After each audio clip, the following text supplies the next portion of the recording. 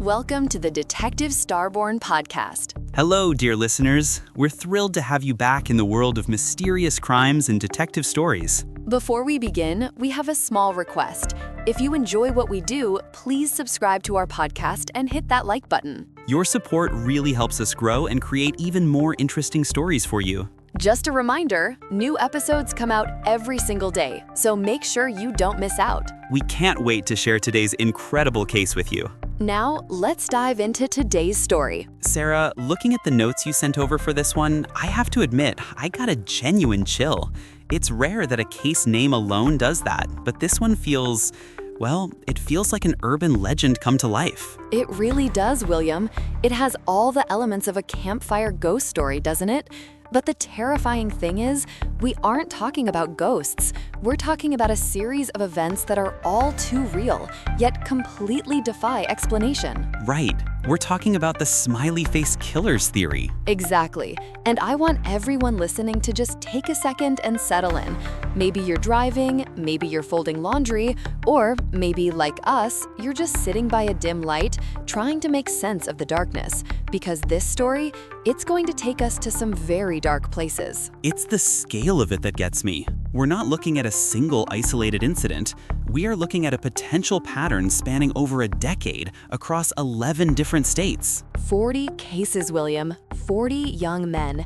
And the narrative is almost hauntingly identical in every single one. It's the consistency that makes it so unsettling. You have a smart, friendly guy, the kind of person everyone loves. He goes out for a night of fun, maybe has a few drinks, and then just vanishes into the night. And when they are found, it's always in the water. But it's never just a drowning, is it? That's the thing. That's the question that haunts the families and the detectives we're going to talk about. If these were just tragic accidents, why are there signs of something else? Why are there unexplained injuries? And most chilling of all, why is there often a painted smiley face found near the scene? A smiley face? The most innocuous symbol in the world, twisted into a calling card. It really makes you think, doesn't it? Is it a coincidence? A collective hallucination, as some skeptics say? Or are we staring into the face of one of the most prolific and ignored serial killer networks in American history? That is the question we are going to try to answer. This is a massive story, so we're going to break it down piece by piece. We have crime, conspiracy, cult theories. Honestly, it's everything we love to analyze. You know us too well. We love the sick, twisted intellectual stuff. But seriously, Sarah, where do we even begin with something this sprawling? We have to start at the beginning, or at least the case that started the investigation.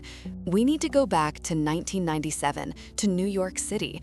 We need to talk about Patrick McNeil. Patrick McNeil, the name that comes up in almost every discussion about this theory. He's essentially patient zero for the detective who cracked this open. So let's paint the picture. It's 1997, Patrick is 21 years old, he's a junior at Fordham University. Fordham is a great school. It is, and Patrick wasn't just coasting. He was majoring in accounting, but his real ambition was much higher. He wanted to join the FBI after graduation. Wow, that takes a specific kind of character. Disciplined, clean-cut. Exactly. His friends described him as incredibly confident, well-liked, just an all-around great guy. His roommates even called him a ladies' man. He had that social ease, you know? The kind of guy you'd trust to walk you home. Which makes what happened to him even more tragic. He sounds like someone who had a good head on his shoulders. He did. On the night of February 16th, 1997, Patrick did what any 21-year-old college student does.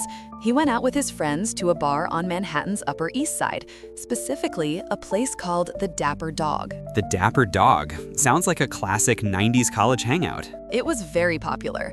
So they're there having a good time. But at some point in the night, the vibe changes.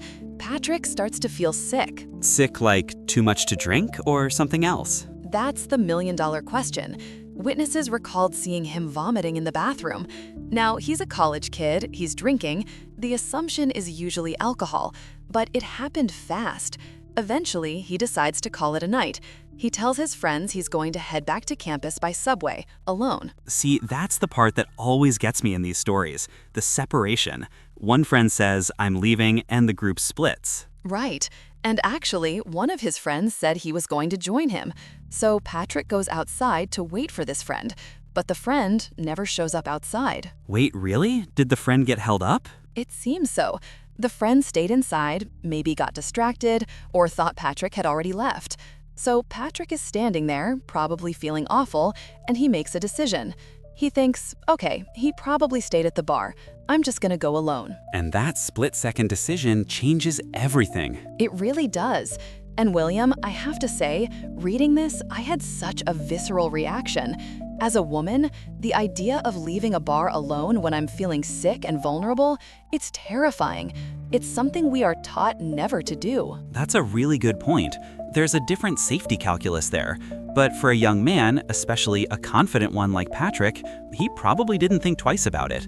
He figures, I'm a guy, I can handle myself, I'll just hop on the subway. Exactly. It's perceived as normal. But what happened next?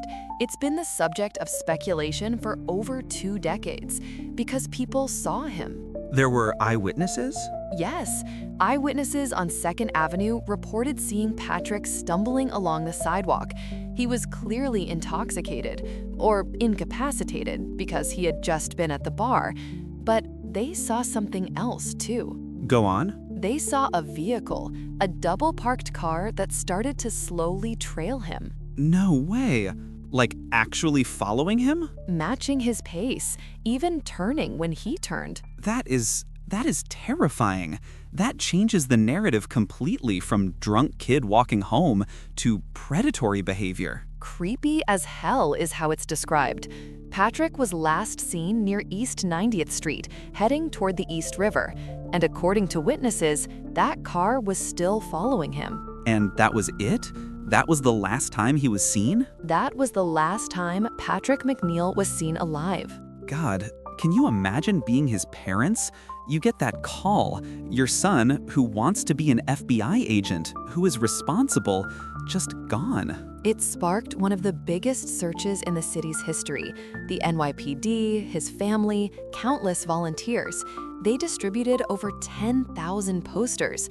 You couldn't walk through New York without seeing Patrick's face. But days turned into weeks. Weeks of silence, until 50 days later, April 7th, 1997. 50 days? That is a lifetime in a missing person case. His body was found floating in the East River near a pier in Brooklyn. Wait, Brooklyn? You said he was last seen at East 90th Street in Manhattan. Right. That's roughly 12 miles away from where he vanished. 12 miles in a river? I mean, currents exist, sure, but finding him 50 days later, that far away? What condition was the body in? This is where the accident theory starts to crumble for a lot of people. He was found wearing only jeans and socks, floating face up. Face up? Isn't that uncommon for drowning victims? Extremely. Typically, accidental drowning victims float face down due to the buoyancy of gases in the abdomen. Being found face up, it's an anomaly. And the missing shirt and shoes? Sure, currents can strip clothing, but just the jeans and socks? It feels staged, or like he was undressed. The medical examiner listed the cause of death as drowning, manner of death undetermined. His blood alcohol content was 0.16. Which is high, twice the legal limit for driving. Right, but he wasn't driving, he was walking. A 0.16 is drunk, sure, but is it fall into a river and die drunk for a 21-year-old college student? That's debatable. And honestly, if a car was following him, the alcohol level almost becomes secondary to the fact that someone was hunting him. But here is the detail that changed everything. The detail that made a retired detective named Kevin Gannon dedicate his life to this case. Despite the freezing cold temperatures, remember, this is February and March in New York. Freezing water, ice, probably. Exactly. Despite that, fly larvae were discovered on the body. Fly larvae in the middle of winter? Not just any fly larvae. Dr. Cyril Wecht, who is a legend in forensic pathology, by the way, he analyzed this. He stated, quote, "The fly larvae have been laid in the groin area. It is an indoor fly. It could not have been an outdoor fly." Whoa, wait a minute. Let me process that. An indoor fly? Yes, an indoor species, and the larvae were present but hadn't moved into the later stages of development. So, if there are indoor fly larvae on a body found in a river in winter, that implies the body was indoors death, but going into the water. Precisely. Dr. Wecht concluded that the body was already dead before it was placed in the water. He said, "I would call it homicide, yes." That is damning. That's not a conjecture. That's biological evidence. That means Patrick didn't stumble into the river that night. Someone had him. Someone kept him. It suggests he was dead, kept indoors in a warm environment where flies could access the body, and then dumped later. Which explains the 50 days. If he had been in the East River for 50 days in winter, the decomposition would be specific to water. But this suggests a timeline gap. Exactly. And it gets worse, William. There were reported signs that Patrick may have been bound. There were markings suggesting binding and possibly even burns. Burns? Good God. Retired detective Kevin Gannon, who worked this case personally, stated he believed Patrick was abducted, held for an extended period of time, and then murdered. And Gannon was NYPD, right? He's not an amateur sleuth. He was on the job. He was, and he saw the neglect in how this was handled. The official ruling stayed as drowning, and the case was closed. But Gannon couldn't close it. He promised Patrick's parents he would find the truth. I respect that so much. When the system wants to move on, but one detective says, no, this doesn't add up. But Patrick's case, it was just the beginning. Gannon started digging, and soon he wasn't just looking at New York. He started finding other young men. This is where the scope starts to widen. Eerily similar profiles. Young, white men, college students, athletes, high achievers, all vanishing after nights out, all found in bodies of water, all ruled as accidental drownings despite suspicious circumstances. It's the accidental ruling that is so frustrating. It's like a rubber stamp. Found in water, must be drowning, case closed. It's the path of least resistance for law enforcement. No murder weapon, no witnesses to a crime. It's easy to write off as a tragedy. He got drunk, he fell in. But Gannon saw a pattern. And this is where the symbol comes in. Yes. In the years that followed, as similar cases surfaced across the country, different cities, same profile, something began to appear nearby. Something innocuous. A smiley face painted on a wall, a bridge, a tree near where the body was found. It sounds so cinematic, like something out of a movie like Or, but this is real life. It is. And before we get into the massive scope of the other victims, because there are so many, we have to understand that Patrick McNeil was the catalyst. His death proved, at least to Gannon, that these men weren't just falling. They were being taken. And if they are being taken, that means someone is taking them. Or a group of people. Right, a group, because how can one person be in New York, then the Midwest, then somewhere else? That's the theory we're going to explore. But let's look at another case that fits this nightmare perfectly. Lucas Homan. Lucas Homan, this was later, right? Yes, 2006, nearly a decade after Patrick. Lucas was 21 years old. He was at Oktoberfest in La Crosse, Wisconsin. La Crosse is a huge focal point for this theory, isn't it? It is. It's a college town right on the Mississippi River. So Lucas is at the festivities. He gets separated from his friends. Same pattern, the separation. Days later, his body is found near the shore of the Mississippi. Now listen to the autopsy notes. Injuries to his head, hands, and arms. Defensive wounds? Possible. And a footprint-shaped bruise on his forehead. A footprint on your forehead? How do you get a footprint on your forehead by accidentally falling into a river? You don't, unless someone stomped on you. Authorities ruled it accidental drowning. No way, with a footprint bruise? They did, but near the site, another smiley face. It's chilling. It's like they are mocking the police, or mocking the victims. We did this, and nobody is going to stop us. It raises the question, doesn't it look like he was beaten, held captive, and then thrown in? The neglect in investigating these injuries is astounding. It really makes you angry hearing this. These are people's children. It does. And then there was Todd Gee, June 2005, rural Michigan. He's 22. He's at a bonfire party. A bonfire? Middle of a field, presumably? Right. He disappears. He actually calls his friends and says, "I'm in a field." And then the call drops. That is the stuff of nightmares. I'm in a field. Click. He was never heard from again, found 3 weeks later in a private lake. But here is the strange part, William. He was found upright in the water. Upright? Like standing? Head and shoulders above the surface. A deeply unnatural position for a drowning victim after 3 weeks. That defies physics. Gases, decomposition, he should be floating differently. Exactly. And get this, the lake had been searched previously. Ah, the classic body appears later scenario. It's almost like he was dumped there the initial search. Which implies, again, that he was held somewhere. He was alive or kept somewhere while people were looking for him. His toxicology showed alcohol and antidepressants, but reports say he wasn't suffering from depression, and his body showed minimal decomposition. Minimal decomp after 3 weeks in June in Michigan? That's impossible. It's hot in June. Insects would be everywhere. Unless he wasn't in the water the whole time. Experts questioned if he had been somewhere else.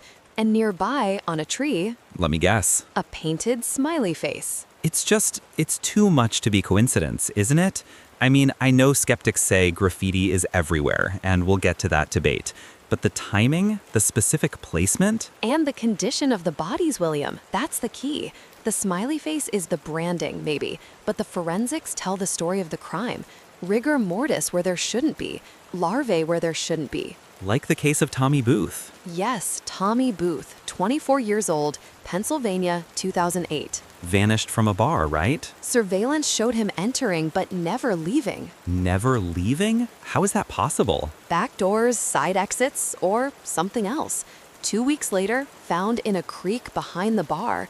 Found with full rigor mortis. Okay, for the listeners who might not be forensic experts, rigor mortis comes and goes, right? Right, it's the stiffening of the muscles. It usually sets in a few hours after death and dissipates after about 24 to 36 hours. So if he was missing for 2 weeks... He should not be in rigor mortis. He should be way past that stage. Being found in rigor mortis suggests he died very recently. Which means he was alive for almost the entire 2 weeks he was missing. Exactly. Someone had him. Someone was holding him. And nearby, spray painted, an eerie smiley face. Sarah, this is heavy. It's terrifying to think that there could be a group operating like this, snatching people up, holding them, and then staging these deaths. It is. And we haven't even scratched the surface of the Smiley Face Killer's network theory yet, or the dark web connections. Or the specific symbols beyond just the face. We are going to get into all of that, but I think what's clear from just these first few cases, Patrick, Lucas, Todd, Tommy, is that the official story of accidental drowning has some massive gaping holes in it. Holes big enough to drive a hearse through. Unfortunately, yes. And we are just getting started.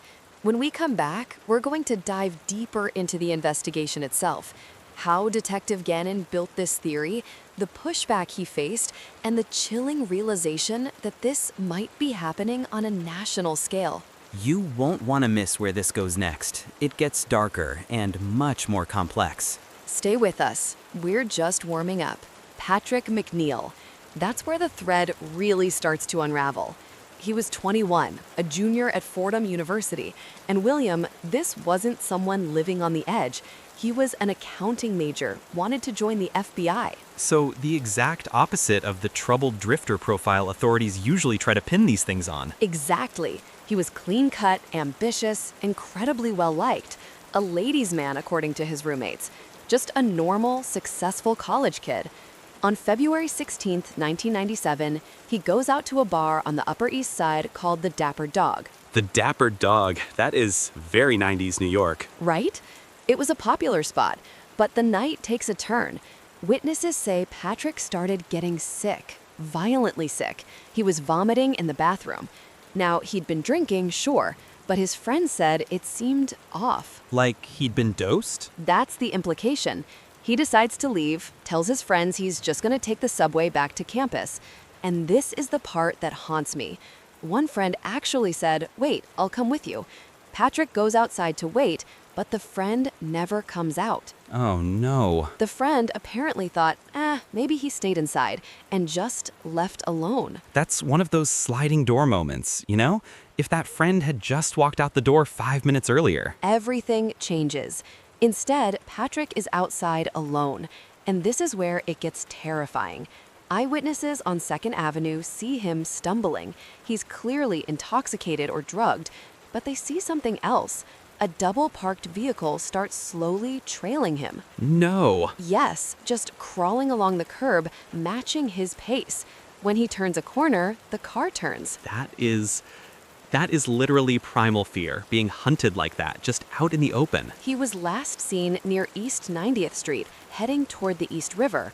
The car was still right there behind him. And then, silence. He vanishes. And this isn't a small case. I remember reading about this. The city went upside down looking for him. They did. 10,000 posters. It was massive. But 50 days pass. 50 days of nothing. Until April 7th. His body is found floating near a pier in Brooklyn. That is 12 miles from where he was last seen. 12 miles in a river full of currents and traffic? That's a long way to drift unnoticed for nearly 2 months. And the condition of the body didn't make sense. He was floating face up. Which is rare for drownings, right? Usually, gases build up and, well, it's gruesome, but usually the position is different. Right. And he was only wearing jeans and socks. But here is the smoking gun, William. This is what Detective Kevin Gannon, who we mentioned earlier, latched onto. Despite it being winter, despite the freezing temperatures, they found fly larvae on the body. Wait, fly larvae in the winter? Exactly. Insects are dormant, and these weren't just any larvae. Dr. Cyril Wecht, legendary pathologist, he looked at this and said the larvae were from an ursa fly species. Oh my God. Yeah, let that sink in. So, if they are indoor flies, that means he wasn't in the river the whole time. He was somewhere else, somewhere inside. For a long time, Dr. Wecht was adamant. He said the larvae were laid in the groin area and hadn't moved to the next stage of development. He said, quote, "We have a body that was already dead before it was placed in the water." So he was held. He was kept somewhere, maybe killed there, and then dumped later to look like a drowning. Precisely. There were even signs he might have been bound, maybe burned. Detective Gannon looked at this and said, "This is not an accident. This is an abduction and a murder." But the official ruling? Drowning. Undetermined manner. Case closed. That is infuriating. I mean, you have biological evidence, bugs that literally shouldn't be there, and they just wave it away? Gannon couldn't let it go. He swore a promise to Patrick's parents at the gravesite, and that's when he started looking beyond New York. He started seeing the pattern. It wasn't just Patrick. This is where it goes from a botched investigation to something catastrophic, because it starts happening everywhere. Everywhere. The Midwest, specifically. Same profile. Young men, early 20s, college students, athletes, high achievers. They go out, they disappear, they end up in the water. And in some of these cases, there it was. The signature. The smiley face. A painted smiley face found near the recovery sites. Now, before we get too deep into the symbol, I want to talk about the physical evidence in these other cases, because it's just as baffling as the flies. Take Lucas Human, October 2006, La Crosse, Wisconsin. Oktoberfest, huge drinking holiday. Huge. He gets separated from his friends. Days later, found in the Mississippi River. Autopsy notes injuries to his head, hands, arms, and get this, a footprint-shaped bruise on his forehead. A footprint on his forehead? How do you get a footprint on your forehead by accidentally falling into a river? You don't. You really don't. And near the site, a smiley face. Then you have Todd Guy, Michigan, June 2005. He's at a bonfire party in a rural area. He wanders off. He calls his friends, terrified, says, "I'm in a field." and the call drops. That gave me chills. I'm in a field. Never seen again until 3 weeks later. His body is found in a private lake. But William, he was found in the water, head and shoulders above the surface. Wait, upright? Like bobbing? Like standing. It's a deeply unnatural position for a drowning victim after 3 weeks. And the lake, it had been searched. They had dragged that lake. He wasn't there before. So he was dumped recently. That's what it looks like. His toxicology showed antidepressants, but he wasn't depressed. And his body showed almost no decomposition. Hold on, 3 weeks in the summer, in June, in water? He should have been, the decomposition should have been advanced. Exactly. It should have been terrible. But he looked preserved, which leads experts to ask, where was he for those 3 weeks? He certainly wasn't in that lake. It implies a freezer or something similar. That is horrific. It is. And nearby on a tree, you guessed it, A smiley face. Then there's Tommy Booth, Pennsylvania, 2008. Walks into a bar, never walks out. Cameras show him entering, but never leaving. How is that even possible? Unless there's a back exit that wasn't covered. Or he was taken out in a way that didn't look like him leaving. 2 weeks later, found in a creek behind the bar. But here is the kicker. Rigor. Rigor? After 2 weeks? Full rigor. Okay, for anyone listening who didn't take Biology 101, rigor mortis comes and goes. It sets in quickly, makes you stiff, but it leaves the body usually within 24 to 36 hours. Exactly. If he had been dead in that water for 2 weeks, he would be limp. Finding him in full rigor means he had died very, very recently, within a day or so of being found. So where was he for the other 13 days? That is the question nobody wants to answer. And again, someone had spray painted a smiley face nearby. You know, when you list them out like this, the physical impossibilities, the flies in winter, the lack of decomp in summer, the rigor mortis after weeks, it starts feeling like a conspiracy theory and starts feeling like forensic fact. These bodies were staged. That is exactly what Detective Gannon and his partner Anthony Duarte concluded. They weren't looking for ghosts, they were looking at the timelines. They brought in Dr. Lee Gilbertson, a criminal justice professor from Minnesota, to look at the geography. And what did they find? Because this is where the network idea comes from, right? It is. They mapped over 40 cases. They saw a distribution that matched the interstate highway system. They started theorizing that this wasn't one guy driving a van. It was a syndicate, a loose network of cells. Which sounds terrifying, but also wildly complex. Think about the coordination required for that. It sounds like a movie plot, I know. But Gannon argued that the smiley face was the tag, the calling card. Not always the same, sometimes cartoonish, sometimes scrawled, but always present. They even claimed they found other symbols, runes, arrows, that they never released to the public. To keep the integrity of the investigation, standard police procedure, if only the actual police were investigating it as a homicide. Right, and that brings us to the friction. Because as Gannon and Duarte started going on Good Morning America, going on CNN, shouting this from the rooftops, the establishment pushed back hard. I remember the FBI statement. It was brutal. April 2008. Supervisory Special Agent Richard J. Kolko. He basically said, "We've looked at it. We see no links. We see no serial killer. These are alcohol-related drownings." Alcohol-related drownings. That phrase does a lot of heavy lifting. It basically blames the victim. Oh, he was drunk, he fell in. It's the easiest answer. And look, to be fair to the skeptics, and we have to be fair here, William. I know, we have to look at the other side. The smiley face, a very common symbol. It's the most common symbol on the planet. Forrest Gump created it on a t-shirt, remember? Exactly. If you go to any bridge, any underpass, any drainage ditch in America, you are probably going to find a smiley face graffiti. Pat Brown, the profiler, she was really harsh about this. She called the theory ludicrous. She said if you look in any 5-mile square area, you'll find a smiley face. And she's not wrong. She's not. And that's the biggest hurdle for this theory. Is it a signal, or is it just background noise? The Center for Homicide Research in Minneapolis put out a whole report debunking it. They called it observational bias. Seeing what you want to see. Right.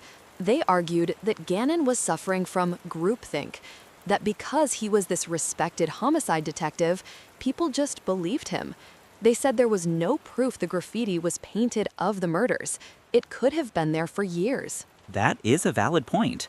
A smiley face painted in 1995 is still there in 2005. It doesn't mean the killer painted it. But does that explain the fly larvae? No. Does it explain the footprint on the forehead or the rigor mortis? No. And that's what frustrates me about the debunking. They attack the smiley face because it's the weakest link, but they ignore the forensic anomalies. You can debunk the graffiti all day, but you can't debunk a body found upright in a lake that was already dragged. Yes, that's it. The smiley face might be a red herring. Gannon might be wrong about the graffiti, but that doesn't mean he's wrong about the place. Exactly. You can have a serial killer or a group of killers who leaving smiley faces, but just happen to be dumping bodies where graffiti exists. The graffiti is irrelevant if the murder is real. And the murders, they kept happening, even after the FBI washed their hands of it. Take Dakota James. This is much more recent. 2017, Pittsburgh. This one broke my heart. I remember seeing the missing posters online. 23 years old, bright, responsible, casual night out with friends. Surveillance catches him walking alone through Katz Plaza. He vanishes. 40 days later, found in the Ohio River. And the ruling? Accidental drowning. Of course. But his mother, Pamela James, she is a force of nature. She didn't buy it. She brought in Dr. Cyril Wecht again, and guess what he found? Let me guess. Not enough decomposition? Minimal decomposition. Inconsistent with a body traveling 10 miles through a river and through a dam, by the way, over 40 days. He also found ligature marks on the neck. Strangulation marks? Possible strangulation. And this detail is so specific and so chilling. The fingernail beds on his fourth and fifth fingers were a different color. What does that mean? Wecht said it's consistent with someone reaching up and trying to pull a rope or a ligature off their neck. The pressure changes the blood flow in the fingers. Oh my God, that's fighting for your life. That's not drowning. But the police stood by the ruling. No suspects, no witnesses, case closed. It feels like gaslighting, truly. You show them marks on a neck and they say water damage. You show them insects and they say anomaly. At what point does coincidence become negligence? That is the question Dakota's family asks every day. And that's why Gannon reassembled the team, the Avengers of cold cases, if you will. Gannon, Duarte, Gilbertson, and they added Michael Donovan, another retired NYPD detective. And they started using new tech, right? Because 2017 is a lot different than 1997. We have digital footprints now. We do. And that's where the theory takes a really dark, modern turn. They started looking at the digital breadcrumbs, cell phone records, GPS, PayPal. PayPal? In Dakota's case, there was a PayPal transaction made. He disappeared. No way. Someone accessed his account. That changes everything. A drowning victim doesn't use PayPal from the bottom of the Ohio River. Exactly. And this evidence led the team to evolve their theory. They stopped looking for just paint on bridges. They started looking at the web, the dark web. I knew we were going there. They received a tip, a URL. It wasn't something you could Google. It was a portal. But to get in, to even see the login screen, it required webcam verification. It wanted to see was logging in? It wanted a face. Gannon's team couldn't risk it, but the implication was clear. If this smiley face network exists, it's not just guys meeting in back alleys anymore. It's digital, it's encrypted, and it's watching. That makes the syndicate theory so much more plausible. A decentralized group communicating online, picking targets. It explains how they can operate in different states without physically traveling constantly. And it explains the silence, the lack of physical evidence. If they are sharing methods, sharing locations, it's terrifying. It's the evolution of serial murder. We're used to the Bundy types, lone wolves, impulsive. This is corporate. This is organized. And in 2019, they tried to blow the lid off again with the Oxygen docuseries. They showcased the damaged phone of William Hurley, the Navy vet in Boston. They did experiments with pig carcasses to prove the decomposition rates in the Todd Gee case. It was, but still, the official rulings stand. The science was undeniable. The science was undeniable. It was, but still, the official rulings stand. Accidental drowning. It's stubbornness. It has to be. To admit they were wrong now, to admit there might be a network of killers operating for 20 years, it would cause a panic. It would destroy careers. Or maybe they just really don't see it. Maybe we are staring at a chaotic world and trying to find order in it. That's the skeptic's view, that we can't accept tragic accidents, so we invent monsters. But Sarah, when you have ligature marks, when you have indoor flies, the monster isn't invented. The monster is real. We just don't know his name. And that is the silence that hangs over these rivers. For families like Pamela James, the search never stops. They are screaming into a void, holding on to these forensic discrepancies, begging someone to listen. And with geofencing now, with advanced triangulation, the data is there. The answers are probably sitting on a server somewhere right now. I hope so, because these men, Patrick, Lucas, Todd, Dakota, they deserve more than accidental drowning. They deserve the truth, even if the truth is darker than we want to imagine. It really makes you think, doesn't it? If you're walking home tonight, maybe take a cab. Yeah, stay out of the dark. We are going to take a quick break, but when we come back, we are going to shift gears.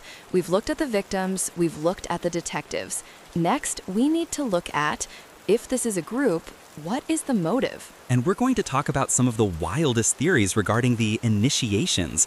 You won't believe some of this stuff. Don't go anywhere, we'll be right back. So, before the break, we dropped that heavy word, initiations. It sounds like something out of a bad movie, right? A secret society, a dark ritual. But when Kevin Gannon and Anthony Duarte started connecting these dots, they weren't looking at a movie script. They were looking at a map of the United States that was slowly turning red. It's the sheer scale of it that makes the initiation theory even remotely plausible to me. If this was one guy in a van, he'd have to be the most prolific, geographically mobile serial killer in history. But if it's a group, a network, suddenly the logistics start to make a terrifying kind of sense. Exactly. And to understand the network, we have to go back to the beginning, or at least the case that started the domino effect for Detective Gannon. We have to talk about Patrick McNeil. Patrick, this one hurts. It really does. It was 1997. Patrick was 21, a junior at Fordham University in New York. And William, this kid was the definition of all-American. Clean-cut, ambitious, majoring in accounting. He literally wanted to join the FBI after graduation. He was studying to catch the very kind of monsters that eventually came for him. The irony is just gut-wrenching. It is. He was a ladies' man, popular, confident. On February 16th, he goes to a bar on the Upper East Side called the Dapper Dog. It's a regular spot for him and his friends. But, and here is the first red flag, witnesses say that at some point in the night, Patrick starts acting weird. He's sick, actually vomiting in the bathroom. Which, okay, college kid at a bar. You assume he drank too much. But knowing what we know now about later cases, does that sound like just alcohol to you? No, it sounds like he was drugged. But at the time, he tells his friends he's just going to head back to campus. He goes outside to wait for a buddy who said he'd join him, but the friend takes too long or there's a miscommunication, and Patrick decides to walk to the subway alone. And that decision, look, as a guy, I get it. You step out, it's cold, you feel sick, you just want to go home. You don't think, I'm in danger, you think, I need my bed.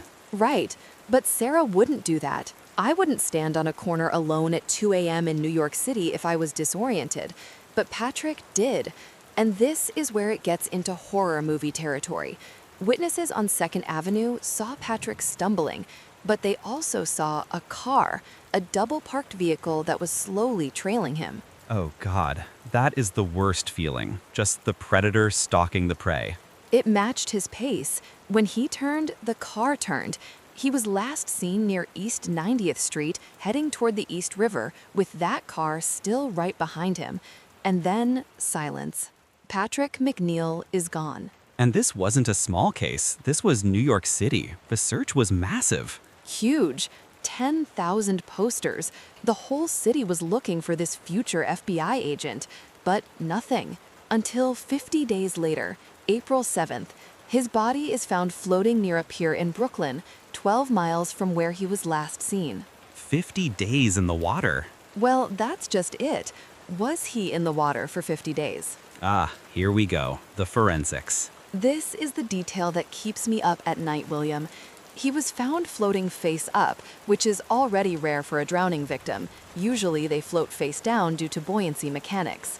But the medical examiner, specifically Dr. Cyril Wecht, who is a legend in forensic pathology, found something impossible: fly larvae. In February? In New York? Exactly. It was freezing. There are no flies outside.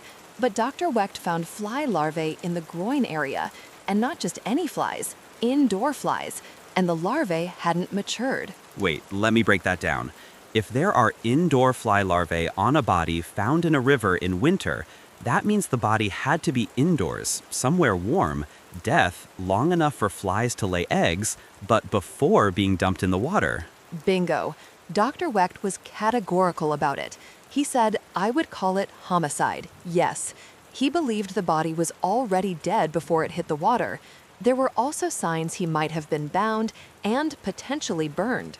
So we have a young man stalked by a car, missing for 50 days, found with evidence that he was held indoors and possibly tortured, yet the official ruling is drowning? Undetermined drowning. Blood alcohol was 0.16, twice the legal limit. Case closed. That is terrifying negligence, or just a refusal to see the darkness of what's actually happening.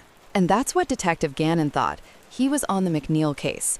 He retired, but he couldn't let it go. He swore to Patrick's parents he would find the truth. And when he started looking, he realized Patrick wasn't an anomaly. He was just the beginning. This is where the map starts to fill up, right? Because it wasn't just New York. No, it was everywhere. The profile was always the same. White male, college-aged, athletic, high achiever. Disappears after a night out, found in water. And then, the symbol. The smiley face. Lucas Hyman, 21 years old, disappeared during Oktoberfest in La Crosse, Wisconsin, 2006. Found days later in the Mississippi River. He had injuries to his head, hands, arms, and a bruise on his forehead shaped like a footprint. A footprint on his forehead? How do you get a footprint on your forehead from falling into a river? Did he trip onto a boot? Right? It implies he was stomped on, held down, but again, ruled accidental drowning. And nearby, a smiley face painted on a wall. Okay, playing devil's advocate for a second here, Sarah. We're talking about urban environments. Bridges, underpasses, riverbanks. Graffiti is everywhere. A smiley face is like the most common symbol in human history, next to maybe a heart or, well, anatomy drawings. Is it possible Gannon was just seeing faces in the clouds? That is the #1 criticism, and it's a valid point. If you go to any bridge in America, you'll probably find a smiley face within 100 yards. But Gannon and Duarte argued it wasn't just the face. It was the specific timing, the placement, and this is the part they didn't release to the public initially, other symbols. Oh, like what? Runes, arrows, XVI, abstract figures. They believed these were markers, like hobo code for a murder cult. Murder Cult Hobo Code is a band I don't want to listen to. But okay, so they think these symbols are communicating something specific. Job done or drop site fear. Exactly. And the weirdness of the bodies kept piling up. Take Todd G., 2005, Michigan. He vanishes from a bonfire party, calls his friends, says, "I'm in a field," then the phone dies. 3 weeks later, found in a private lake. Let me guess, not a normal drowning. He was found in the water, head and shoulders above the surface. Wait, physically, how? Buoyancy doesn't work like that. If you drown, you sink. Then as gases build up, you float. But you float horizontally, usually face down. To be bobbing upright like a buoy, it's bizarre. and he had minimal decomposition. After 3 weeks? Yep, in summer. He should have been, well, unrecognizable, but he looked like he died days ago, and he had antidepressants in his system, but his family said he wasn't depressed and wasn't prescribed them. So, drugged again. Held somewhere cold to slow decomposition, dumped later. That's the only narrative that fits those facts. And nearby on a tree, you guessed it, a smiley face. It sends a chill down my spine. It really does. It feels like they're taunting us. Or not even us, taunting the police. Look what we did. You'll call it an accident anyway. That's exactly what Gannon thinks. He calls it a syndicate, a loose network of cells. He thinks they target these men specifically, maybe because they represent authority or success or the ideal American male. Patrick McNeil was going to be FBI. William Hurley, another victim, was a Navy veteran. Hurley, that was the Boston case, right? Yes, 2009, leaving a Bruins game. He called his fiancée for a ride, responsible guy, but when she got there, he was gone. Found 6 days later in the Charles River. Toxicology, alcohol, and GHB. The date rape drug. Which is basically an incapacitating agent. Why would a 24-year-old Navy vet take GHB voluntarily after a hockey game? He wouldn't. He was hunted. Gannon and Duarte went on. They went on CNN. They put their reputations on the line. They said, these aren't accidents. We are looking at the work of serial killers. And the world exploded. It did. People were terrified. But the backlash was just as strong. I remember this. The FBI stepped in, right? And usually the FBI doesn't say anything unless they have someone in cuffs. April 29, 2008, Supervisory Special Agent Richard J. Kolko puts out a statement, and it was scathing. He basically said, we've looked at it, there is no evidence. These are alcohol-related drownings. Stop scaring people. Stop scaring people?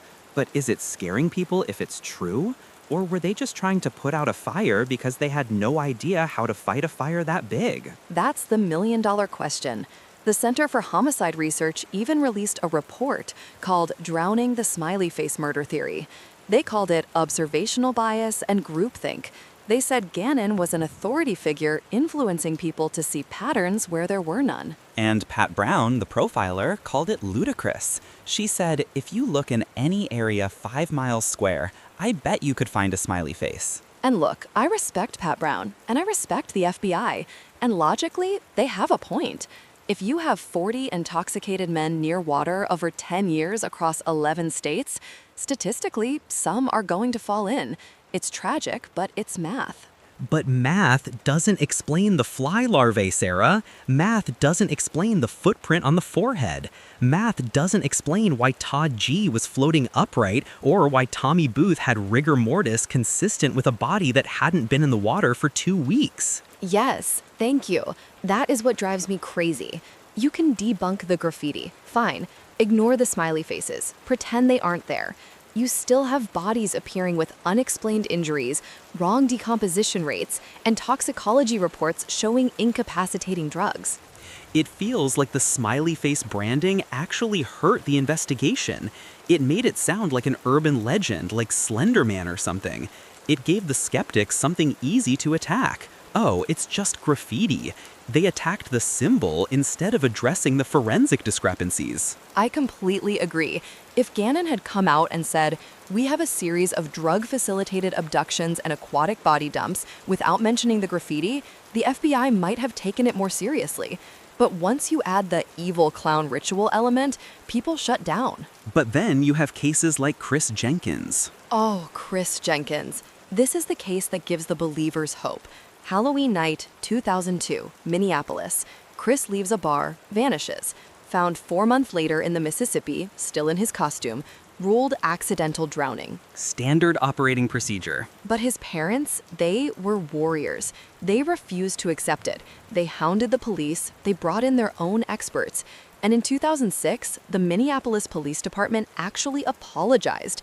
They reclassified the death from accidental to homicide. Whoa, that is rare. Police departments do not like to admit they were wrong. Never. but they admitted he had been thrown off a bridge. It wasn't an accident. And to Gannon, that was validation. It proved that at least one of these drownings was actually murder. And if one is murder, why not 10? Why not 40? So we have a divide. On one side, the FBI and the academic experts saying coincidence and alcohol. On the other side, retired detectives and grieving families saying organized murder. And the families are the ones suffering the most in this crossfire. Imagine being Dakota James's mother. Dakota was 23, disappeared in Pittsburgh in 2017, found 40 days later. 2017? So this is still happening. This isn't just a 90s thing. Oh, it's absolutely still happening. Dakota's case is haunting. He walks through a plaza, goes down an alley, vanishes, found in the Ohio River.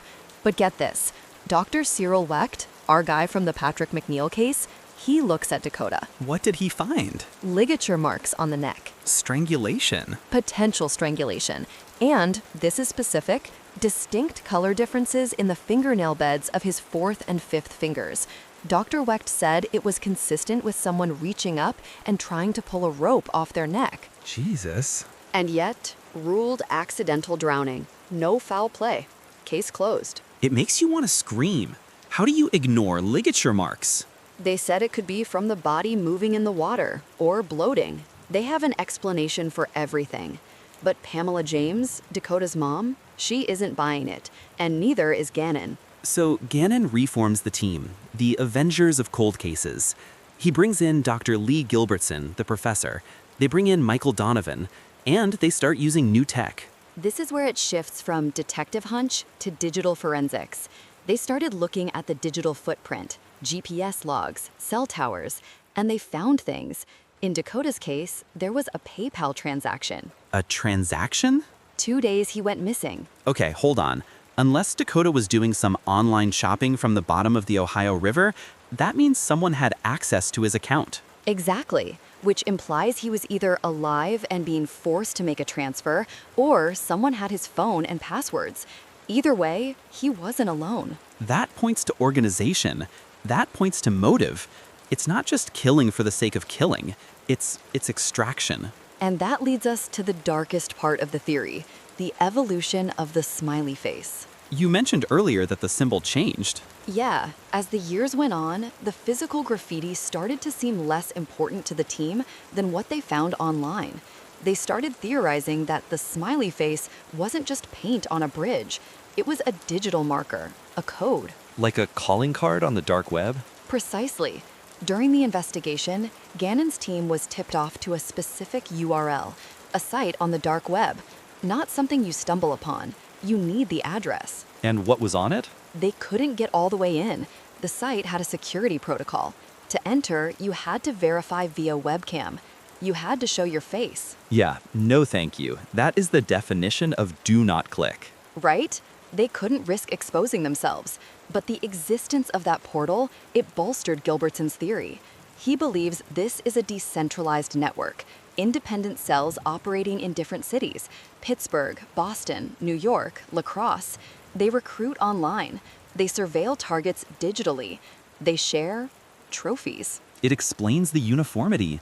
If they are following a manual or a set of rules shared on this network, that explains why the crimes look the same even if they are happening 1,000 miles apart. It's a franchise, a murder franchise. A murder franchise? That is a terrifying way to put it. And it explains why there's no DNA link between the scenes. If it's different killers following the same playbook, you'll never catch the Smiley Face Killer because he doesn't exist. They are the Smiley Face Killers, plural. And the symbol, the graffiti, maybe that's just the offline tag, the "we were here." Or a taunt. Watching the police call it an accident while they walk past a giant smiling face. It's mocking the incompetence. It makes you wonder about the psychology of the people involved. To hunt a human being, hold them, kill them, dump them, and then laugh about it, that's a level of psychopathy that is hard to comprehend on a group scale. It is. But history is full of groups doing terrible things. And when Oxygen Network picked this up in 2019 for the docuseries, they brought all this to a mainstream audience. They did experiments, William. Experiments like forensic reconstruction? Decomposition studies. For the Todd Gay case, the guy found upright in the lake, they worked with Dr. Eric Benbow. They put a pig carcass in similar water conditions to see what would happen over 3 weeks. And? The pig was infested with insects and heavily decomposed. Todd Gay was pristine. So scientifically, he wasn't in the water the whole time. Scientifically, it was impossible. He was put there later. Which means he was somewhere else. Alive or dead, he was somewhere else. He was somewhere else. And that gap, that missing time between the disappearance and the discovery, that is where the horror lives. That's where the initiation or the ritual or whatever this group does, that's where it happens. It really makes you rethink every accidental drowning headline you see. You know, you see it on the news. Student found in river. You think, sad accident. Now I'm going to be looking for the details. Was he missing for a week? Was his phone destroyed? Was there a smiley face? And that's the legacy of Gannon and Duarte's work. Even if they haven't caught the killers yet, they've changed the way we look at these deaths. They've given the families a voice. But we still don't have the why. We have the and a theory on the, but who is doing this? And why specifically these men? That brings us back to the motive. We talked about initiations earlier. There's a theory that this is about power, about taking the best and brightest, the strong, the successful, and reducing them to nothing. A way for the powerless to feel powerful. The ultimate leveling of the playing field. Sick. It really is. And the tech is catching up. We have geofencing now. We have advanced triangulation.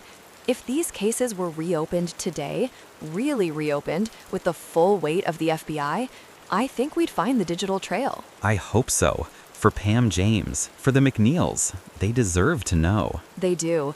But until then, we are left with the silence and that nagging feeling that something is watching from the dark, painting smiles on the walls.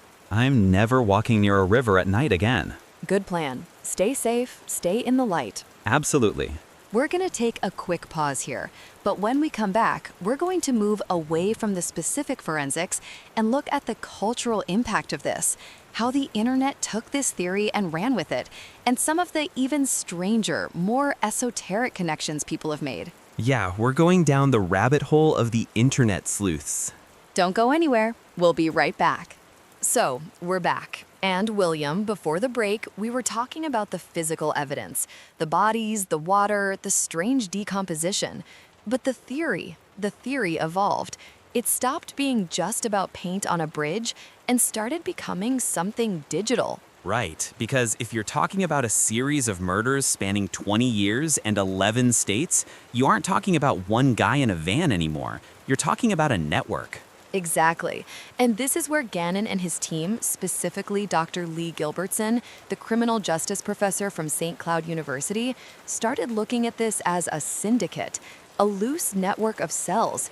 And during their reinvestigation, they claimed to have found something that, well, it honestly keeps me up at night. Is this the dark web connection? It is. They received a tip, a specific URL, and this wasn't something you could just Google. This was buried deep. When they tried to access it, they hit a wall, a login screen, but not a password prompt. What did it ask for? Webcam verification. No way. Yes way. To enter the site, to see what was behind the curtain, you had to show your face.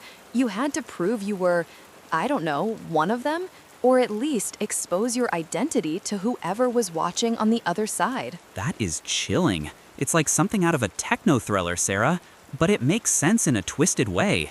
If you are running a recruitment ring for whatever this is, you need vetting. You can't just have anonymous users lurking. You need collateral. Precisely. And obviously, the investigators couldn't proceed. You can't just show your face to a potential murder syndicate on the dark web. But that login screen alone suggested something decentralized. It supported Gilbertson's theory that these cells communicate online, recruit online, and maybe even coordinate these abductions without ever physically meeting until the moment of the crime. It changes the smiley face from a signature into almost like a badge or a "we were here" sign for the other members to see. Right. And if that sounds too conspiratorial for some listeners, I get it. It sounds like folklore. But then you look at the digital footprints of the victims themselves, and that brings us to the case of Dakota James. Oh, Dakota. This one breaks my heart. Me too. He was 23, a grad student at Duquesne University in Pittsburgh. Smart, responsible. January 2017, he goes out with friends. Casual night. He's seen on CCTV walking through Katz Plaza, then he vanishes. 40 days later, he's found in the Ohio River. And the official ruling was accidental drowning. Again. But his mother, Pamela James, she is a force of nature, by the way. She never accepted that. And when Gannon's team, along with the documentary crew, looked into Dakota's digital life, they found a loose thread. The transaction. The PayPal transaction. 2 days Dakota went missing, there was activity on his PayPal account. Okay, play devil's advocate for a second. Could it have been an auto payment? A subscription renewal? That's the first thing you'd think, right? But the team analyzed it. They believed it suggested access, that someone, somewhere, was logging in. And if Dakota was in the river, who was logging in? God, that gives me goosebumps. It implies he was either still alive and being forced to access it, or his killer was wiping something or moving money. It suggests he wasn't alone, and it fits that terrifying narrative that Gannon has pushed for years, that these men are abducted and held for a period of time before being killed. Remember Todd Gay? The guy found in the private lake in Michigan? Yes, he was missing for 3 weeks, found in a lake that had been searched. Which is a massive red flag on its own. Bodies don't just turn invisible and then reappear. Exactly, but it gets worse. In the 2019 series, they did something I found fascinating and gruesome. They brought in a forensic biologist, Dr. M. Eric Benbow. They wanted to test the accidental drowning timeline, so they used a pig carcass. I know where this is going. They submerged the carcass in conditions replicating that lake, and within days, William, not weeks, the insect activity and decomposition were massive. It was immediate infestation. And Todd Gay's body? Pristine, minimal decomposition. He had been missing for 3 weeks, but his body looked like he had died yesterday. Scientifically, that's almost impossible to explain away, as he was just in the water the whole time. If the science says the bugs should be there, and they aren't, then he wasn't in the water. He wasn't in the water, and if he wasn't in the water and he wasn't with his friends, he was somewhere else, being held. It's the dry drowning theory again. Or not even dry drowning, just delayed disposal. It's horrifying to think about. That creates a window of time where these men are terrified, conscious, and waiting. And that is what fuels the families. It's not just grief, it's the horror of that missing time. But William, despite all of this, the PayPal logs, the pig carcasses, the webcam portals, the walls of justice are very, very high, and the gatekeepers are very skeptical. We have to talk about the FBI. We do, because Gannon didn't just shout into the void, he went to the top. And on April 29th, 2008, the FBI issued a statement, and they didn't mince words.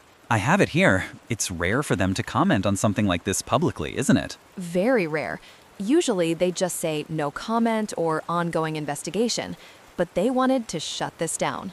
The vast majority of Special Agent Richard J. Kolko, he said, "To date, we have not developed any evidence to support the links between these tragic deaths, or any evidence substantiating the theory that these deaths are the work of a serial killer or killers." The vast majority of these instances appear to be alcohol-related drownings. That was the nail in the coffin from the Bureau. It feels dismissive, doesn't it? Appear to be. It feels incredibly dismissive to the families. But we have to be intellectual about this, William. We have to look at why the experts, not just the FBI, but profilers like Pat Brown and the Center for Homicide Research, why do they hate this theory so much? Well, let's look at the symbol, the smiley face. The namesake. Pat Brown called it ludicrous. She said, "If you look in any area 5 miles square, I bet you could find a smiley face." And she's not wrong, Sarah. I know, I hate to agree with the skeptics when the emotional side of me is screaming conspiracy, but it's graffiti. It is literally the most common symbol in Western culture. It's on skate parks, bridges, dumpsters. If I walked down to the underpass 3 blocks from here, I'd probably find 3 of them. Exactly. It's confirmation bias. That's what the Center for Homicide Research concluded. They called it observational bias. You start with the conclusion, this is a murder, and then you scan the environment until you find something that fits. Oh look, a smiley face on a pillar 50 yards away. Right, and they point out that there's no consistency. Some are drawn with paint, some marker, some have horns, some have a crown, some are just a circle and a line. There's no handwriting match. The face in the clouds argument. You see patterns because the human brain is wired to survive by seeing patterns. We see a tiger in the grass when it's just wind because it's safer to assume it's a tiger. That's a great analogy. We see a serial killer because the alternative, that dozens of young, healthy, smart men just walk into rivers and die for no reason, is almost more terrifying. Is it? I think so. Chaos is scary. An accident means you can't protect yourself. A killer means there's a bad guy you can catch. If it's just alcohol and gravity, that's an existential threat we can't arrest. That is a profound point. We want a monster because we know how to fight monsters. We don't know how to fight bad luck. But There's always a but with you. there is. But, William, throw the smiley faces away. Pretend they don't exist. Gannon even said that. He said the media fixated on the smiley faces, but that's just the garnish. The meat of the theory is the forensics. The GHB. The GHB, the ligature marks on Dakota James, the lack of water in the lungs of Patrick McNeil, the fly larvae on a body in winter. The fact that Todd Gell was floating, upright, with his head and shoulders out of the water. That's not how a drowning victim floats. That suggests rigor mortis set in. He hit the water, freezing him in a specific position, or trapped air in clothing that shouldn't be there. It suggests staging. So even if the graffiti is just random noise, the bodies are telling a story that the police reports aren't. That's where I land. I think the smiley face branding might have actually hurt the investigation. It made it sound like a comic book villain. It gave the FBI an easy target to ridicule. Oh, it's just graffiti. But if they had called it the river dumping pattern or something less sensational, maybe people would have looked closer at the toxicology reports. It's a branding problem. It really is. And the Center for Homicide Research also mentioned groupthink. They basically accused Gannon of being this charismatic authority figure who convinced grieving families to see murder where there was none. Which is a harsh accusation. I mean, Kevin Gannon isn't some conspiracy theorist living in a basement. He was a detective sergeant with the NYPD. He worked specifically in the street crime unit. He knows what bad guys look like. And he has stuck with this for 20 years. He promised Patrick McNeil's parents he would solve it. That kind of dedication, it's either obsession or it's conviction born from seeing something real. And he's not alone. Anthony Duarte, Mike Donovan, these are seasoned guys. They risked their reputations. They've been ridiculed by their peers.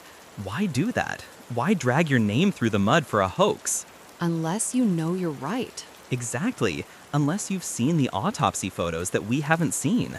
Unless you've seen the decomposition data that doesn't make sense. Speaking of data, we touched on it with Dakota James, but I want to circle back to the modern tech.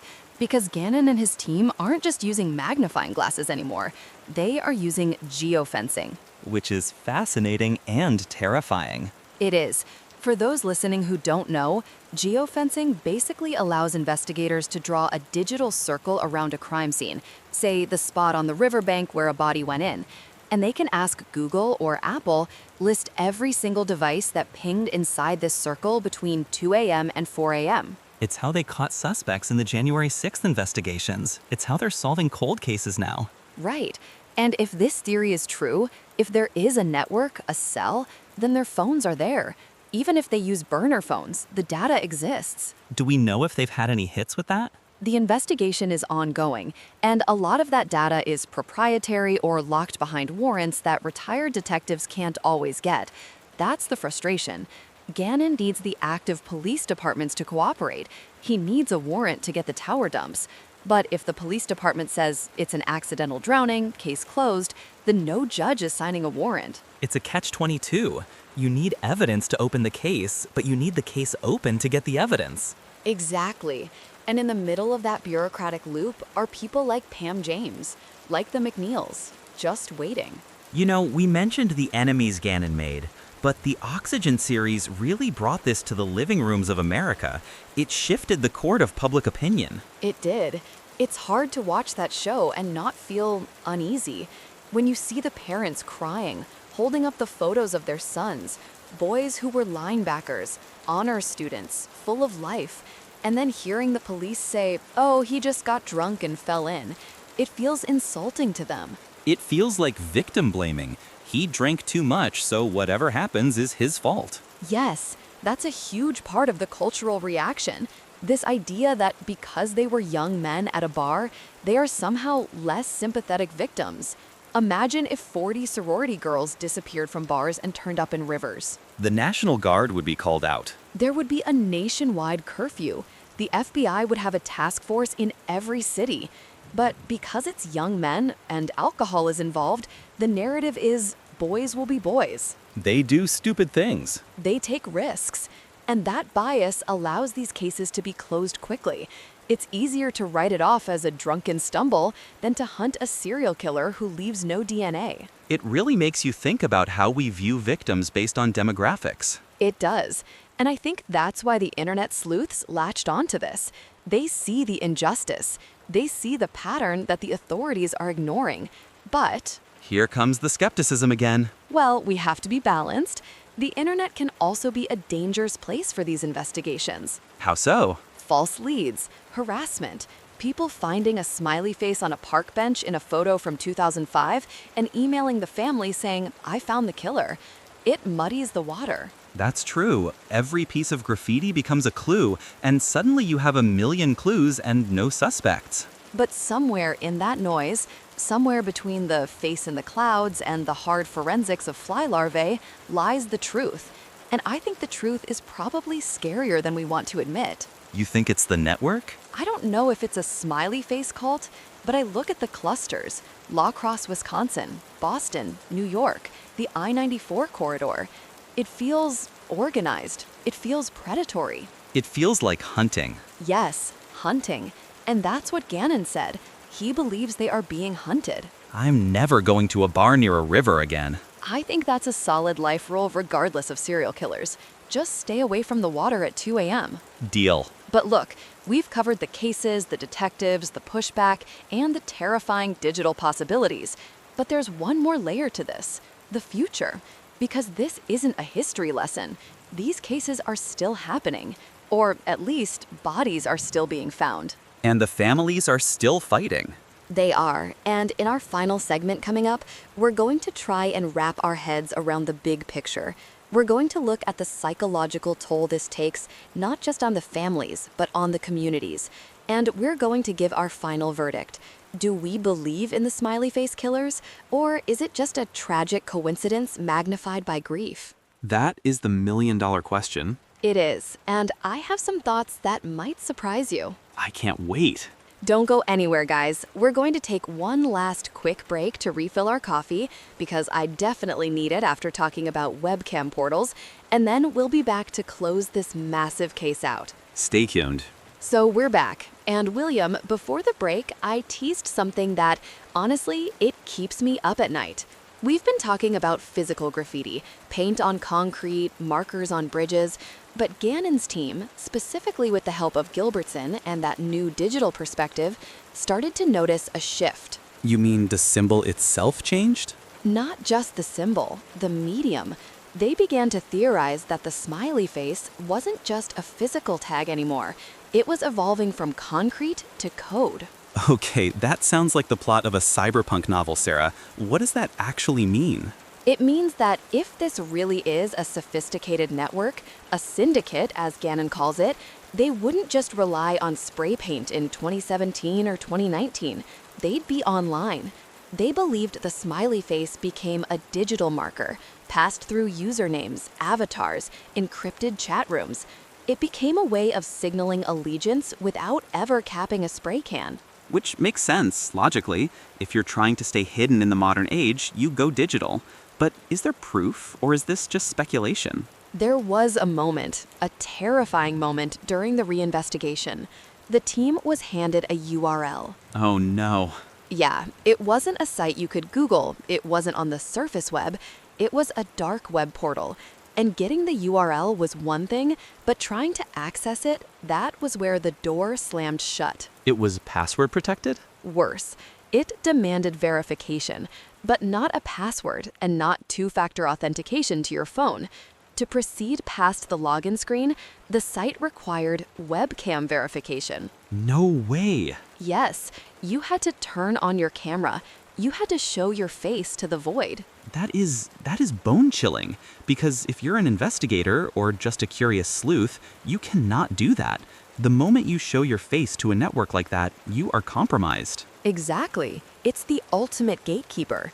It suggests that whoever is behind the screen needs to know who is knocking. And that detail, that specific barrier to entry, bolstered the syndicate theory for Gannon and Gilbertson. It painted a picture of a decentralized, anonymous group operating in cells. Cells? Like terrorist cells? Precisely. Independent groups in different cities capable of recruiting, surveilling, and communicating without leaving a physical paper trail.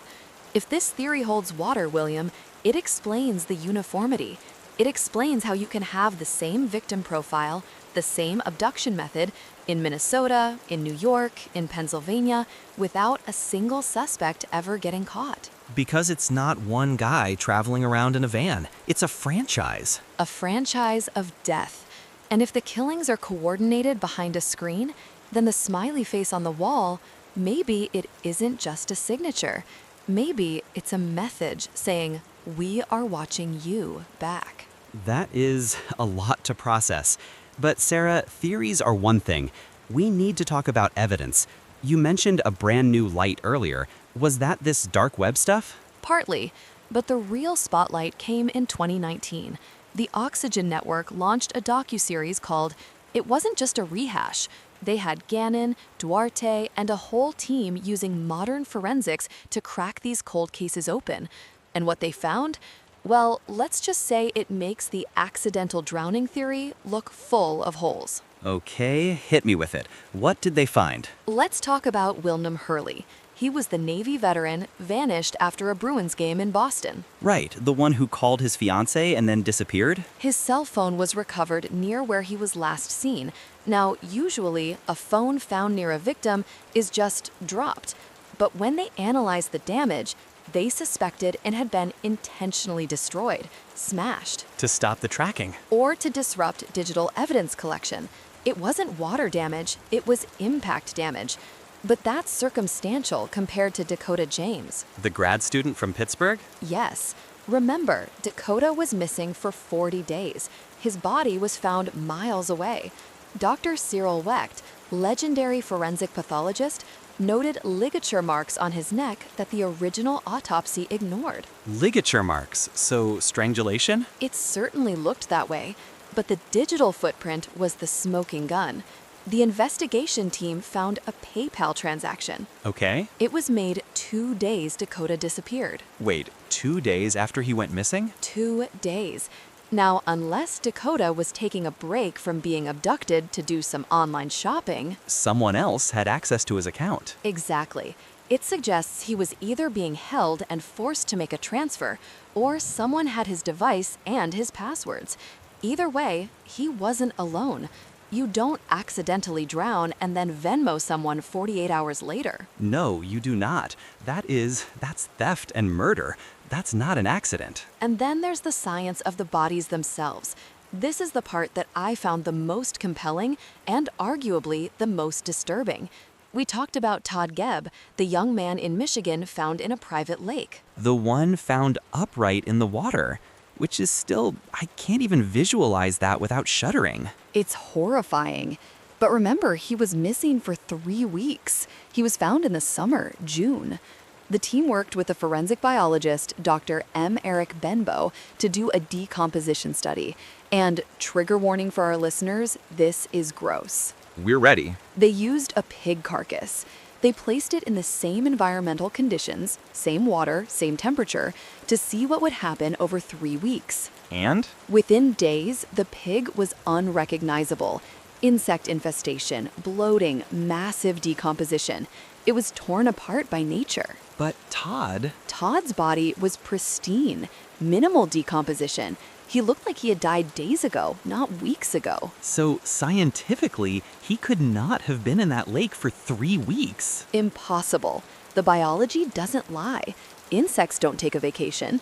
If he wasn't in the water, William, where was he? He was on land. He was somewhere else, being held or preserved, and then dumped. That changes the entire narrative, because that proves abduction. It proves a timeline gap that accidental drowning simply cannot explain. It does. And these aren't just one-offs. Gannon's team argues these are signposts.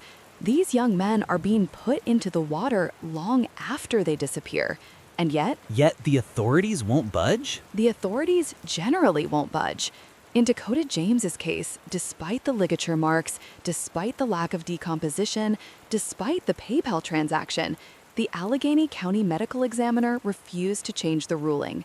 Accidental drowning, case closed. That has got to be agonizing for the families. I can't even imagine. It's torture. Pam James, Dakota's mother, she is a warrior. She has never accepted the ruling.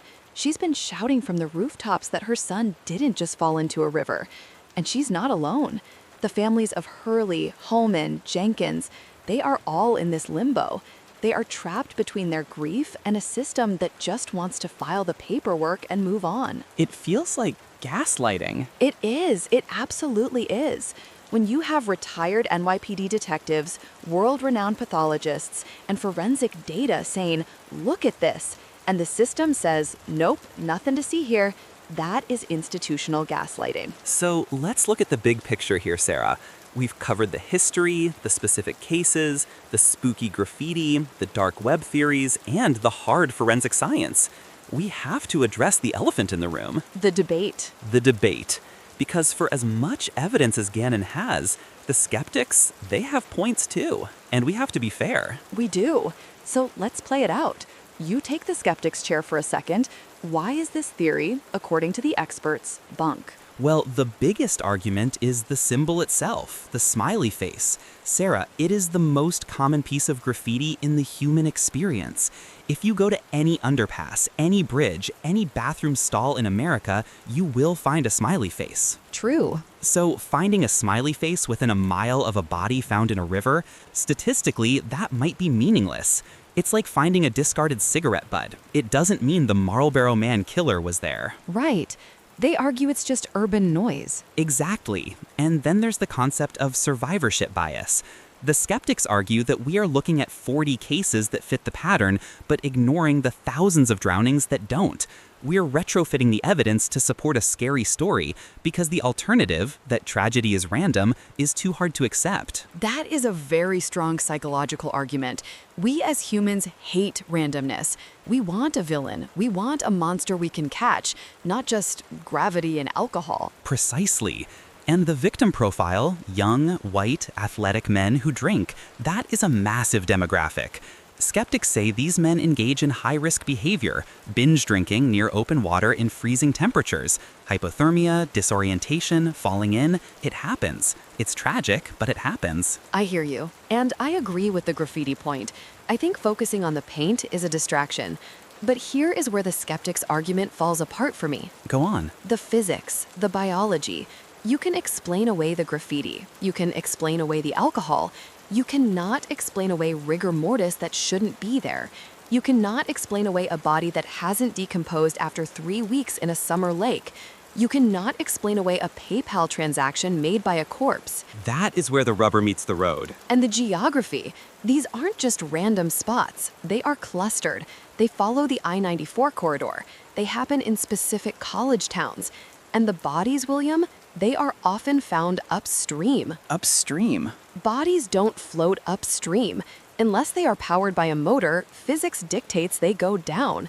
If a body is found upstream from where it entered, it was... Or placed there later. Exactly. So for me, the believer side isn't about believing in a cult of smiley face painters. It's about believing that these deaths are suspicious. It's about believing that 40-plus men don't just accidentally drown in ways that defy forensic science. It's the consistency of the inconsistencies. Yes, that's perfectly said. It's a pattern of anomalies. And when you step back, it's terrifying. Because if Gannon is right, even partially right, then there is a network operating in the shadows of our cities. A group that targets the privileged, the strong, the bright, the safe, and snuffs them out. And leaves a little smile to mock the police who call it an accident. It really makes you think, doesn't it? About how safe we really are. About how much we trust the official narrative. It does. And you know, Sarah, even if, let's say the Smiley Face Killer Network doesn't exist, let's say there isn't a grand cabal, Okay. we are still left with dozens of families who have lost their sons, and the police have failed to explain. Even if it's not a serial killer, it's a failure of justice. That's the tragedy. The ambiguity is the punishment. For parents like Pam James, they don't get to grieve a murder, and they don't get to accept an accident. They are stuck in the silence, the stillness. The silence. And that's what haunts me. For every report that says accidental drowning, there are missing phone records.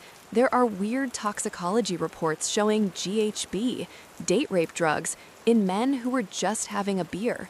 There's that gut feeling that screams, this wasn't him. He wouldn't do this. And usually, moms are right. Moms are almost always right. So what's the verdict, Sarah? Where do you land? I think the smiley face name is a distraction. I think the media loves it because it's spooky, but I believe there is a predator, or predators, hunting in these college towns. I believe someone has figured out the perfect crime, using water to wash away the evidence and using the drunk college kid stereotype to wash away the police interest. Weaponizing apathy. Weaponizing apathy. I think technology might finally be the thing to break it wide open. Geofencing, Wi-Fi logs. Eventually, the data will speak. But until then, it's a mystery. A dark, wet, cold mystery. Well, that is a heavy note to end on, but an important one. We need to keep looking. We need to keep asking questions. Absolutely. And I want to know what you guys think. Do you buy the serial killer theory? Is it a coincidence? Or is it something in between? This case was highly requested, and I can see why. It pulls you in and doesn't let go. It certainly dragged me in. Thank you so much for going on this massive journey with us. 5 parts. We really dug deep. We did, and we hope we did the victims justice. Stay safe out there, guys. Watch your drinks, walk in pairs, and maybe stay away from the river's edge late at night. Good advice. Adele, well, that brings us to the end of another story from Detective STARBORN. We hope today's episode was interesting and captivating for you. Just a reminder, new podcasts come out every single day. So don't miss out. Tomorrow, a new incredible story awaits you. If you haven't subscribed to our channel yet, now's the perfect time. And don't forget to hit that like button if you enjoyed this episode. We'll be waiting for you in the next Detective STARBORN podcast. See you tomorrow. Bye-bye.